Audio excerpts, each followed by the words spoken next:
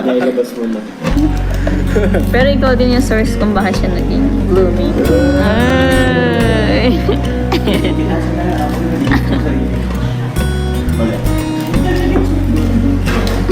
Hindi ko din talaga na-guess. Sorry, Joms ha.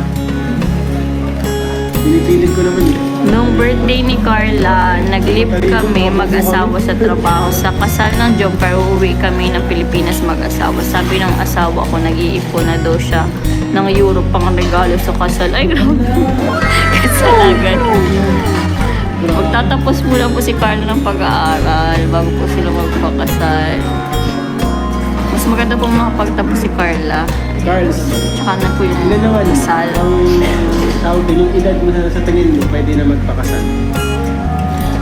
Para sa iyo lang. 19? Ay, grabe kayo.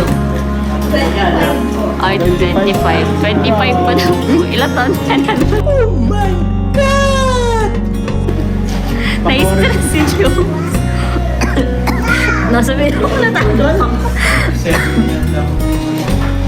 Okay lang yun sa lalaki.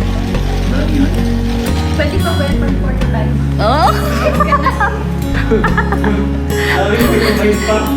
Uy, Ano yan? Willie Rebillame?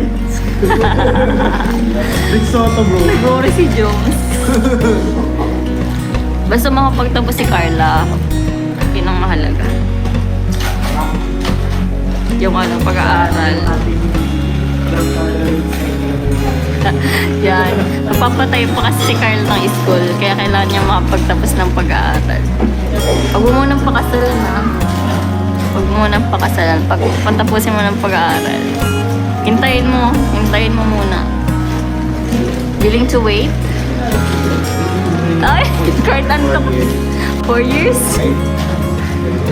Ilan taon na siya? 19, 20, 21, 22, 23. 23 o 23? Pwede na, graduate na siya nun. 23, pwede na mag-asawa ng 23. Oo. Kahit di mo na mag-baby, mag-asawa lang muna. Sa lalaki, wala namang problema eh. Babae yung ano, kahit pag matandaan na. Kaya,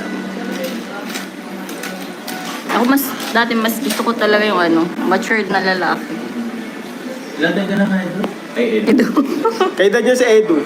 Ay, mas maganda tayo decision making. Baka di na ano yung sa'yo easy. Kailan po ang gender reveal? Wala pa pong gender. Baka di na ako Masyado natin pa pong maaga. order mo easy. Kaya ako nga, inauwaw na pati. Anong order mo?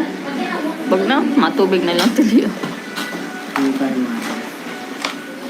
Kaya yun ako itatapan ng camera. Yan mo, ikaw din oh, nalilito ka na din. Bakit? Naiya ako ituto kay Jones.